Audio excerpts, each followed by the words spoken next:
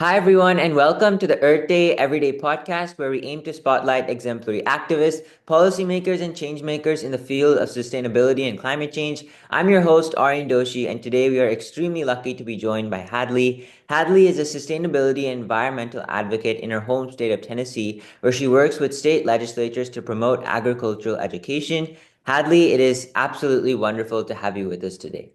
Yeah, I'm so excited to be here. Thanks so much for having me. I'm excited to talk about agriculture. It's very close to my heart.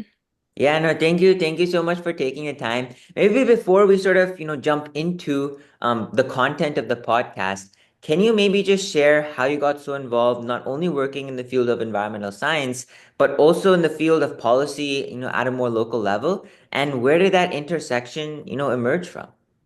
Yeah, absolutely. So from a very young age, I was really involved in the local 4-H program in my home county in Tennessee. 4-H is the largest youth development program in the world, and Tennessee has a huge 4-H presence where students are able to learn about whatever they're interested in with a primary focus in agriculture. That's what the roots of 4-H are based in.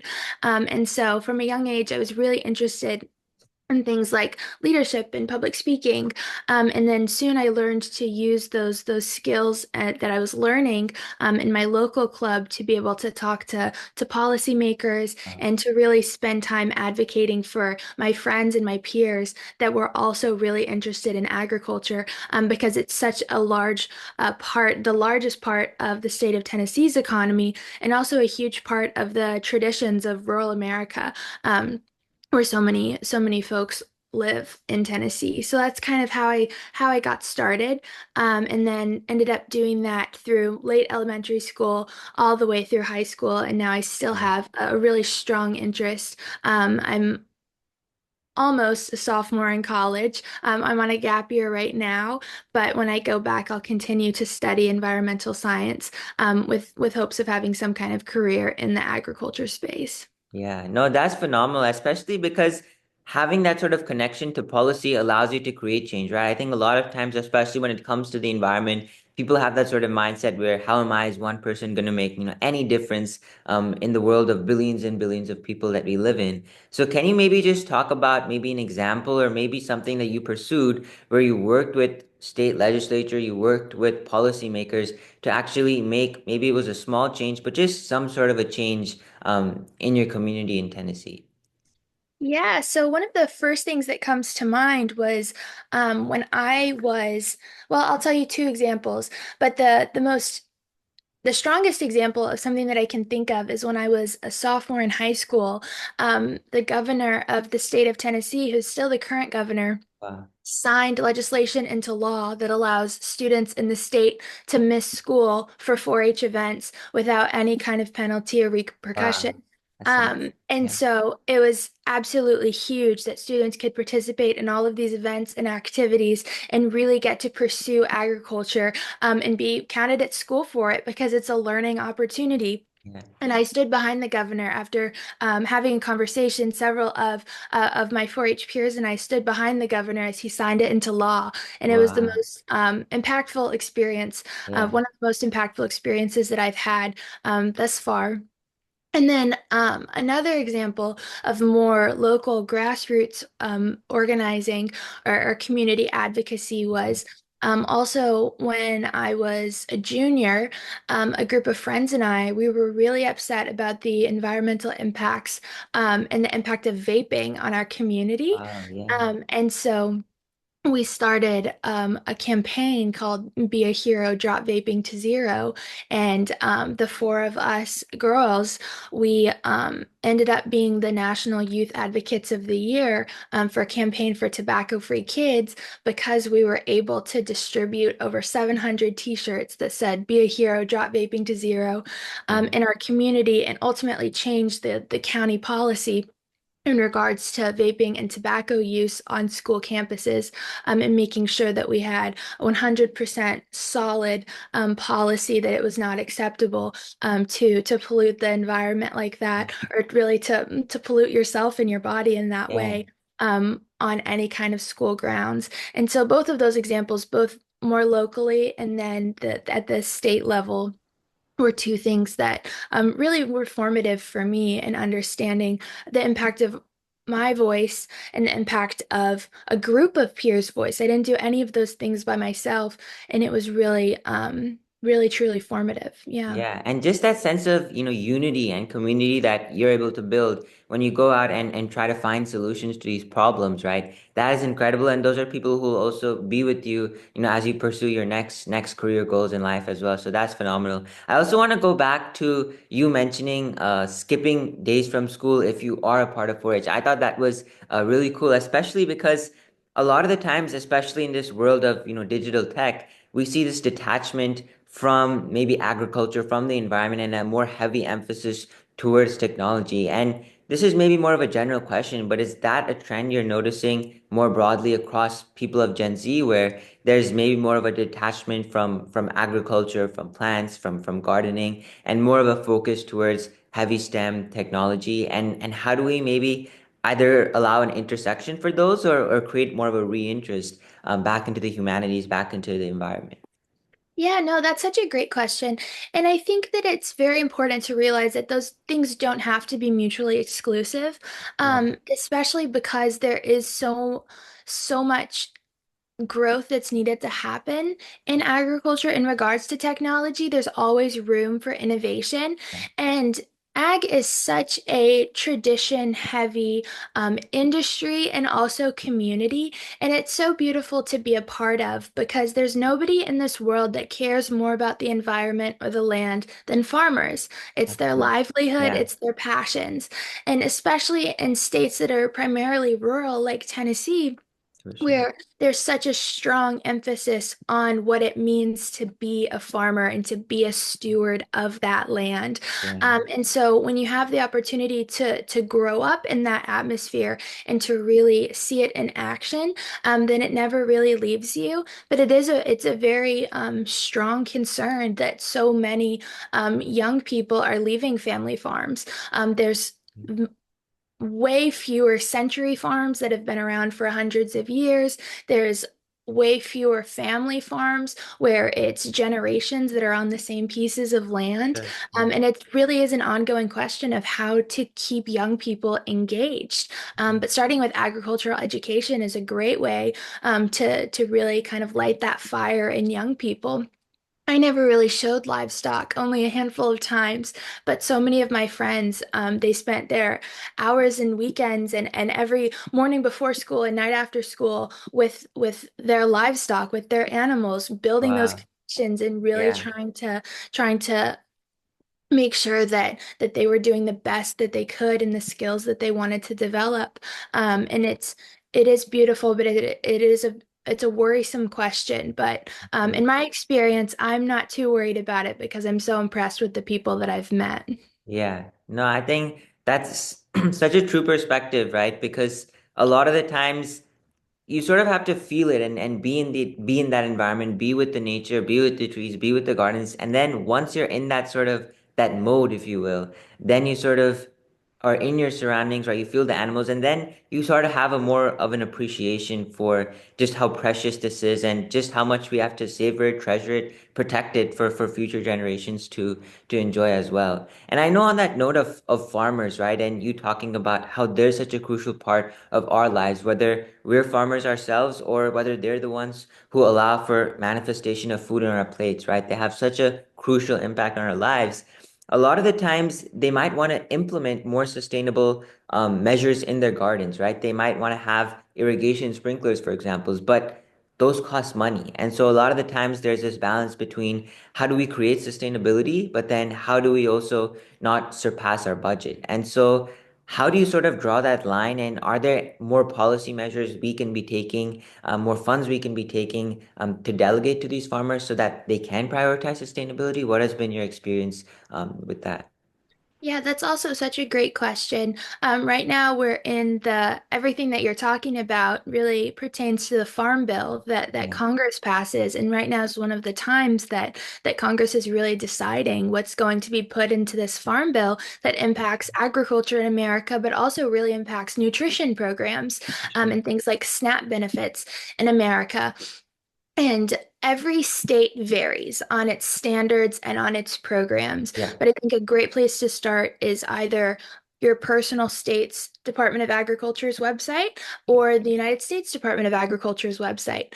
For example, I was pulling up some programs earlier, just looking through them. The Environmental Quality Incentives Program, the yeah, Rural Energy Savings Program, where if you want to change something about your piece of property that you know best, and you want to implement something different, then there's always opportunities to do that. And there's always opportunities to try new things. For example, cover crops are yeah. huge to where if you can plant crops between the seasons that are built to make sure that the soil is rejuvenating itself so you can use less fertilizer that releases less methane For into the sure. Yeah. environment, Yeah. then that's great. But every farmer knows his or her property best. But a great place to start is definitely the USDA or state ag website.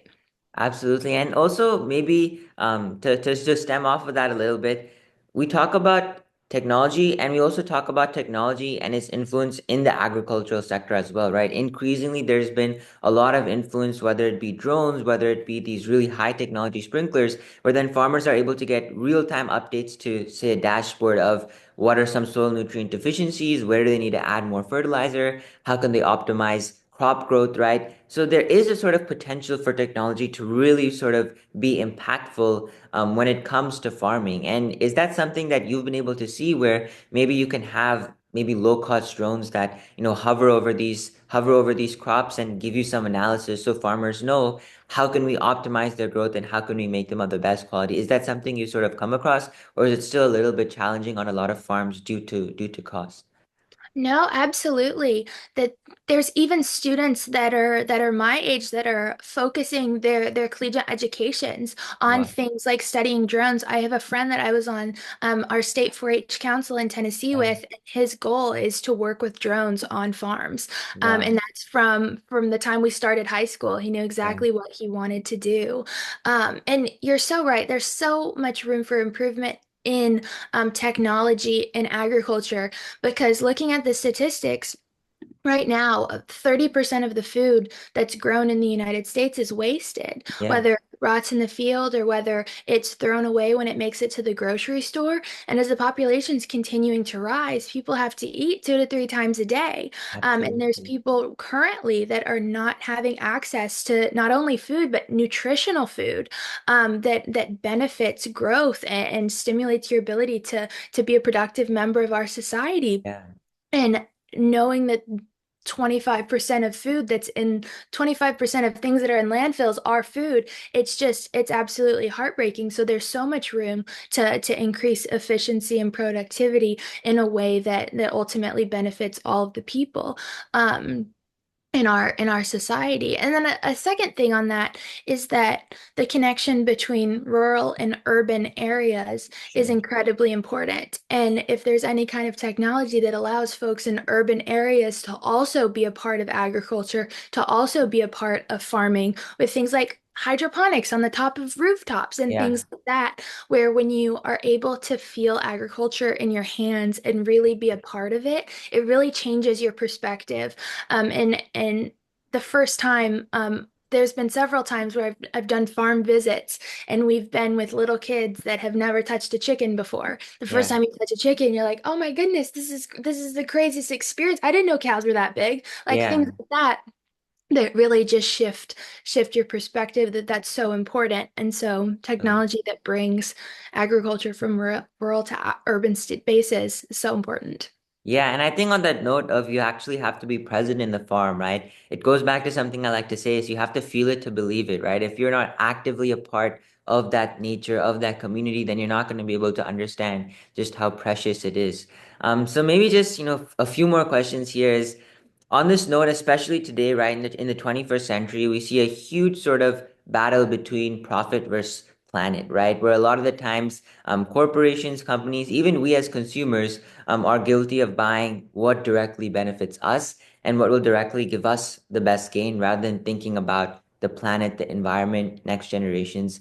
And so, is that sort of an issue that you've encountered where a lot of the times people will go for what's more cost effective for them rather than what's better for the environment, what's better for our planet? Is that something you would encounter? And if it is, then how would you sort of see ourselves remediating it? I know it's sort of a broad question, a broad problem to think about, but especially in today's age of, greenwashing and companies just trying to take advantage of consumers, how do we sort of tackle an issue like that? No, that's also such a really interesting issue. So the first thing that my mind goes to is my home county in Tennessee is right outside of Nashville. And at one point, our county was losing agricultural land at a higher rate than just about any other county in the United States, and especially in Tennessee. It was top five there for a while. Wow. Um, and this is problematic because the less land, the less food that you can grow, right? Yeah, But also because it's so much more lucrative to sell the land than to continue to farm it. for And sure. it's really hard to look at anybody and to say, no, you have to keep that land, you have to stay there, and you have Yeah, to continue to farm it, even though it would be far more profitable for you to sell it to somebody that wants to build a subdivision or absolutely. something like that, Yeah. right? And that's continually a problem. And what's the line between incentivizing people to stay, and to keep their land and to keep their family farms when it's not lucrative and it's a very challenging Absolutely. business to be in. And really, oftentimes the thing that I've heard is keeping people the most is just the sentimentality of the Yeah. land. I grew up hunting or fishing with my mom and my dad on this land, and I can't give it up, and that's the only reason that I'm not taking that deal. So that's a very interesting question, and I really don't have an answer to it other than the normal answer of how can we subsidize it to make it more appealing to folks to keep them on their family land. But this is an ongoing problem in a lot of places, especially places like Tennessee.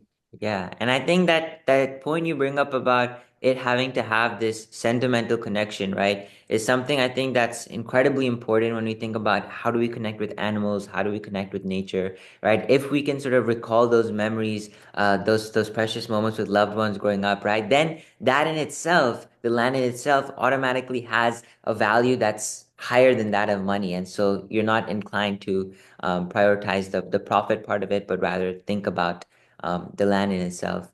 Absolutely. And that's I'll say one last thing about that Yeah, if you can make things like agriculture a family affair, yeah. then you're more likely to continue to participate. So, for example, I was the first person in my family that was really active in 4-H, but since then, now my mom goes to more 4-H events, even though I'm not even currently living in Tennessee, and Yeah. she goes and she judges the county speech contest every year. My older sister, she married a man that she met when she was in 4-H in high school. Wow. My dad, everybody is involved, and it's this family affair now where we're going to continue to be involved and to participate because all of us have a connection at this point, even if it didn't start that way. So absolutely. Yeah, no, that's phenomenal, Hadley, and thank you so much for the work that you're doing in Tennessee. And this is sort of our last question, but something that I like to end off with on all my podcasts is you've been able to have this incredible impact, right, in Tennessee, being able to bring about the successful legislation to help create a better generation for people to enjoy the environment, enjoy the planet. But what do you say to someone who's just entering the field, right, and who doesn't know where to begin, how to start, what opportunities to pursue? Because truly the field of environmental science is so interdisciplinary, right? There's so many different fields and subcategories you can go to in order to be successful in it. But what advice do you have to someone who's just entering the field so someday they can be as successful as you and make the impact that you've been able to make? No, absolutely. I'd say that first, it's never ending.